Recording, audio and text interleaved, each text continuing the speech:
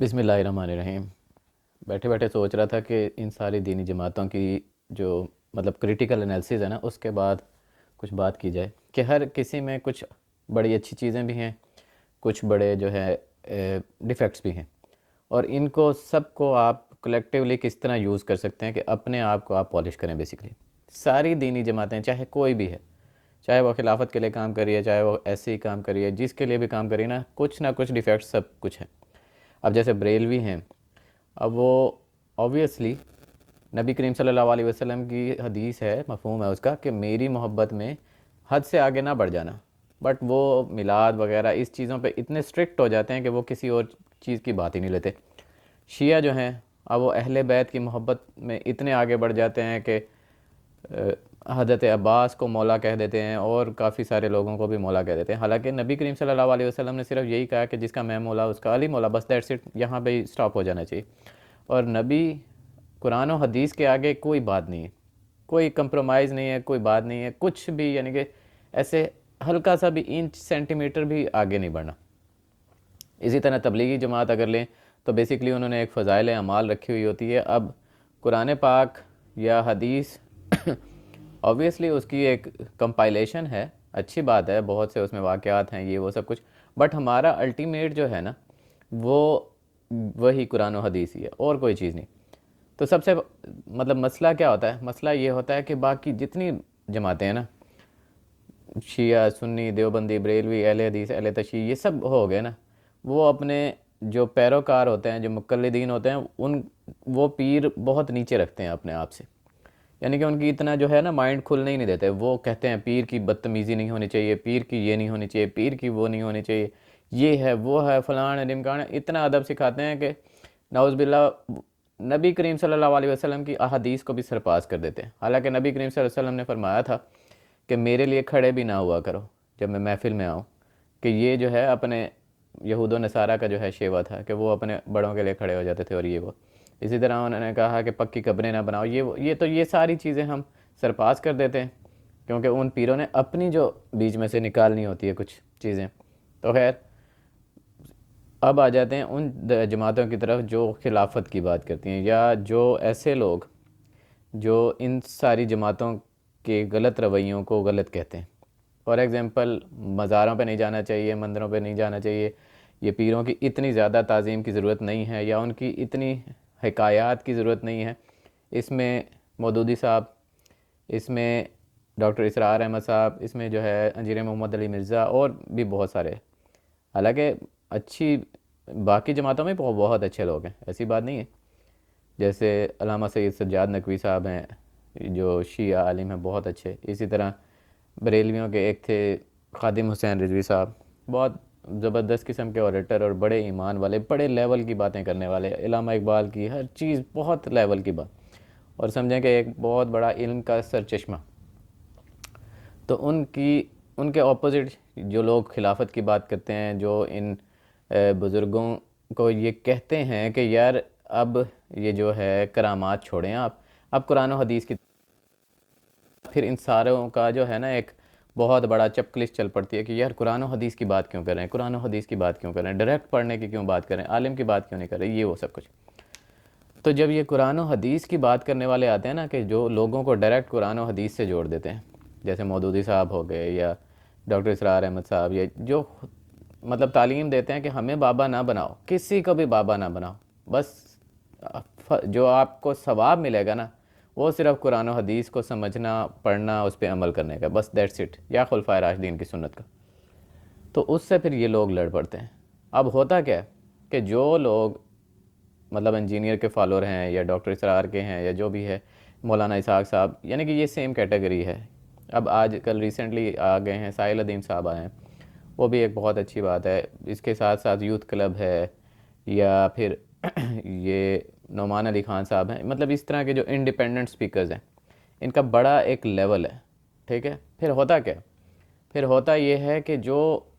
Doctor اسرار کے follower ہیں، یا تنظیم اسلامی میں ہیں نا، ان میں دو ڈیفیکٹس پائے جاتے ہیں۔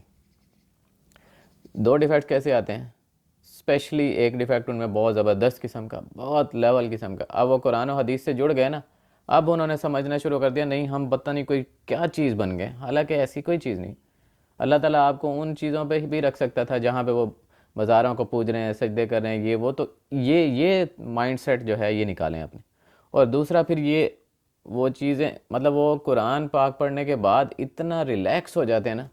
کہ جس کی کوئی حد نہیں ہے کہ یار باہر سے ریٹیلیشن آ جائے گا یہ وہ. اب ڈاکٹر اسرار کی تنظیم میں ہی اگر دوسرا کوئی ڈاکٹر اسرار پیدا ہو جائے تو وہ برداشت ہی نہیں ہوتا ان سے. وہ کہتے ہیں نہیں یہ کیوں ہماری خامی نکالتا ہے. حالانکہ اگر ڈاکٹر اسرار کی ہی بات پہ عمل کیا جائے اور ان کی بات کو فرسٹ لیا جائے تو انہوں نے کہا کہ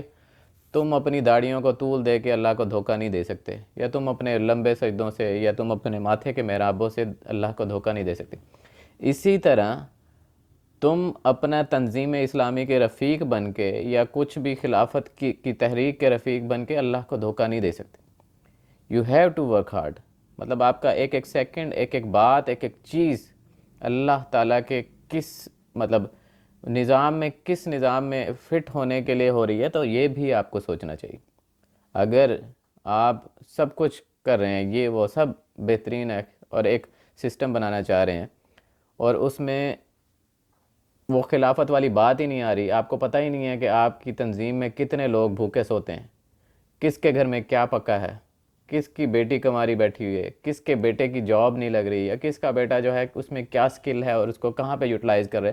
تو اٹ مینس کہ ابھی خلافت سے آپ بہت دور ہو. یہ خلافت کی باتیں پھر آپ چھوڑو، پہلے اپنے دماغ میں خلافت لے کے آؤ کہ یار ایٹ لیسٹ مجھے پتہ تو ہو کس کا کیا حال ہے، کون کس چیز سے گزر رہا.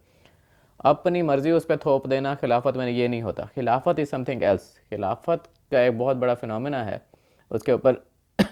ایک بات کریں گے، لیکن اس کا ایک چھوٹی سی مثال یہ ہے کہ ایک مسافر بھی اگر شہر سے باہر کھڑا ہوتا ہے تو وہ یہ ایکسپیکٹ کرتا ہے کہ خلیفہ خود آئے گا اور میری بیوی کی ڈلیوری وغیرہ جو ہے اس کا بندوبست کرے گا، دائیوں وغیرہ کو لے کے آئے گا. وہ اس جو ان نون بندہ ہوتا ہے اس کو ہاتھ بھی نہیں لگانے دیتا اور خلیفہ کو مجبوراً بغیر اپنی آئیڈینٹی ڈسکلوز کیے ہوئے اس کی منت کر کے اپنی بیوی کو لا کے اس کی ڈلیوری کرانی پڑتی ہے.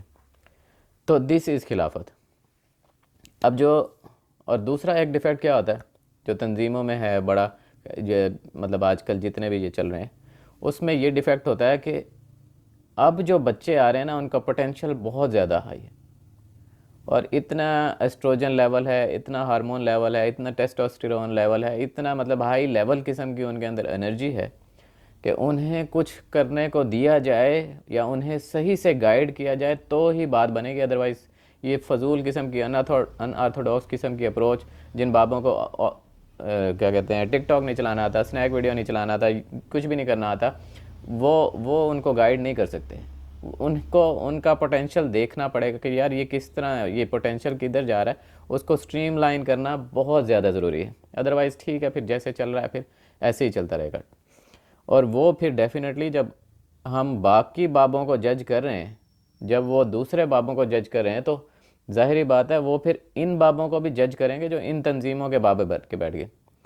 تو پھر ہونا کیا ہے کہ اوبویسلی جب وہ دوسرے بابوں کو نہیں مان رہے تو وہ ان بابوں کو کیسے مانیں گے.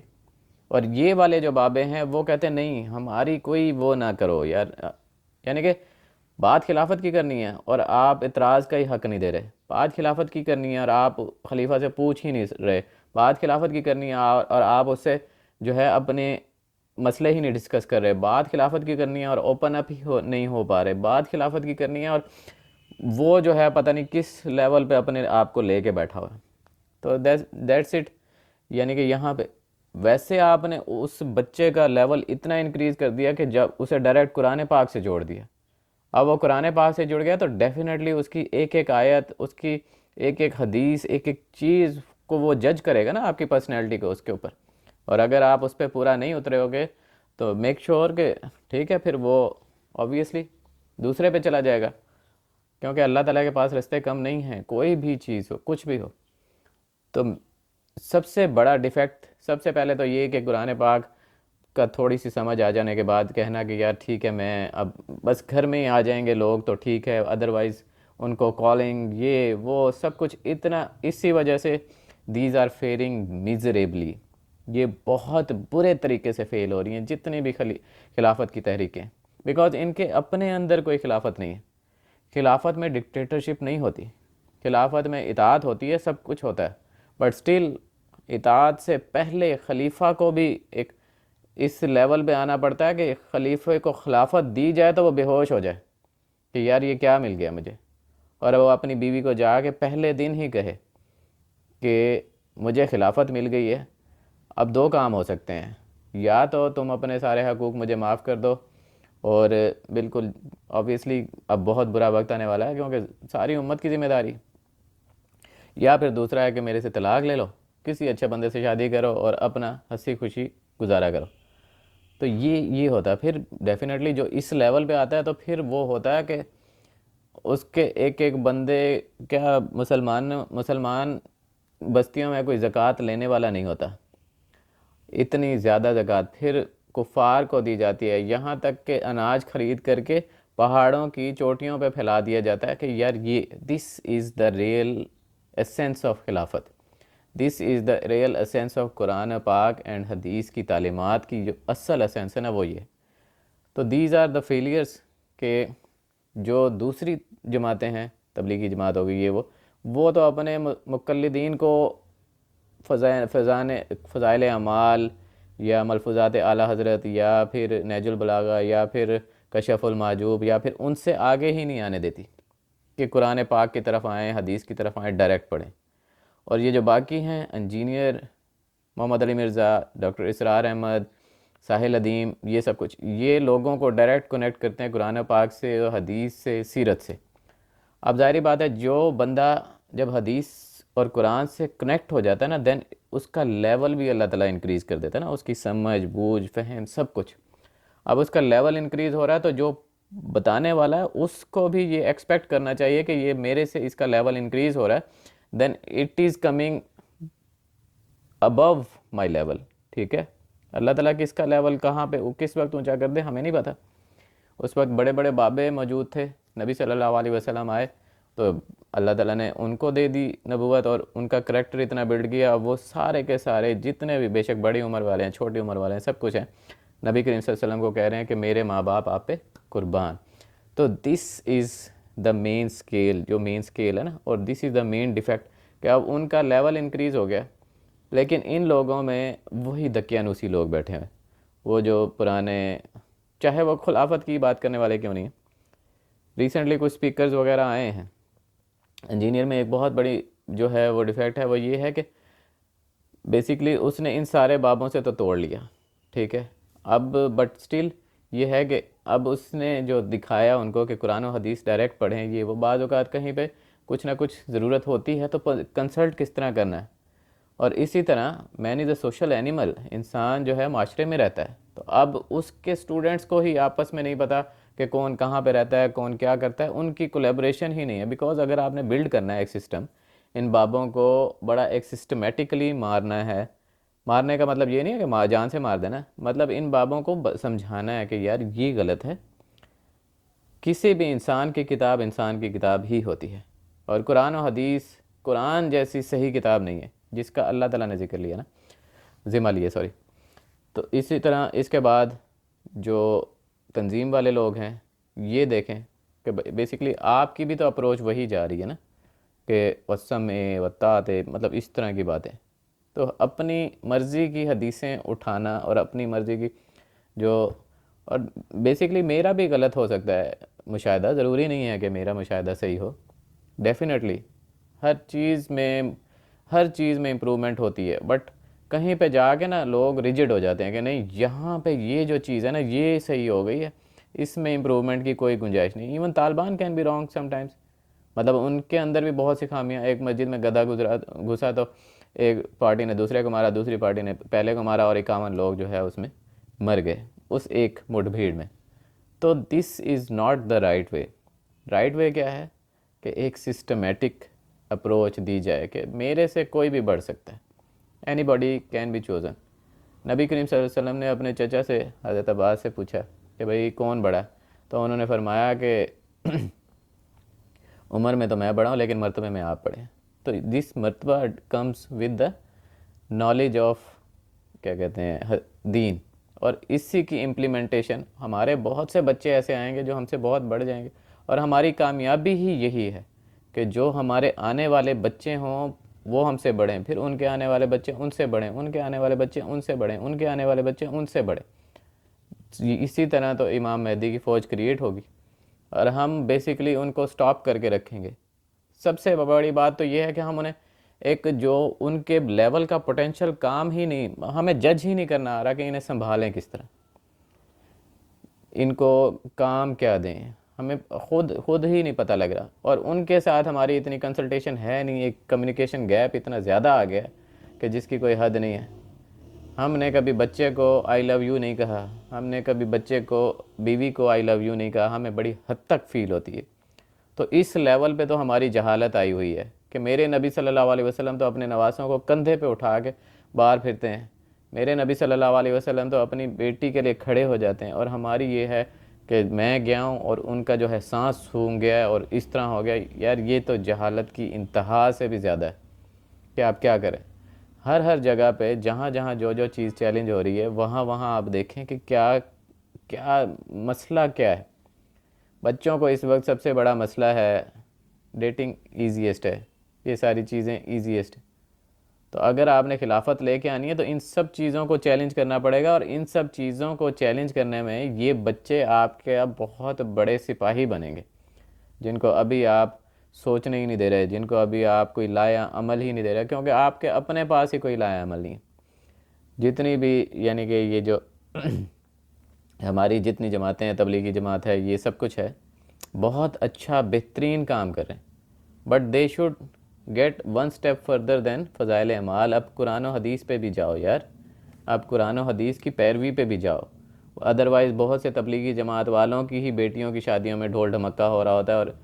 تبلیغی جماعت والوں سے ہی کہہ دو کہ یار اپنی بیٹی کسی کی دوسری شادی میں دے دو، دوسرے نکاح میں دے دو، تو یہ نہیں دیتے. اسی طرح بہت میرے نبی صلی اللہ علیہ وسلم کے عاشق رسول ہیں، غلام ہیں، غلام رسول میں موت بھی قبول ہے، اس طرح کے نعرے لگانے والے ہوں، اور انہی کے بچوں کی شادیوں میں جہیز بھی ہو رہا ہے، مہندیاں بھی ہو رہی ہیں، ڈھول ڈھمکا بھی ہو رہا ہے، ناچ گانا بھی ہو رہا ہے، تو پھر دین واٹ از دس؟ تو دس از دا پرابلم کہ جب بابوں نے سمجھنا شروع کر دیا کہ نہیں، جو ہم نے کہہ دیا نا وہ بس اخیر ہے.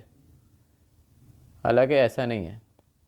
جو بہت سے ینگ بچے ایسے آتے ہیں جو بہت صحیح کہہ رہے ہوتے ہیں، اور بہت سے بابے ہوتے ہیں، ورنہ اس وقت بھی تو سارے بابے تھے نا. اور نبی کریم صلی اللہ علیہ وسلم بالکل ینگ ان سب میں، 40 سال سے بڑے کتنے لوگ ہوں گے،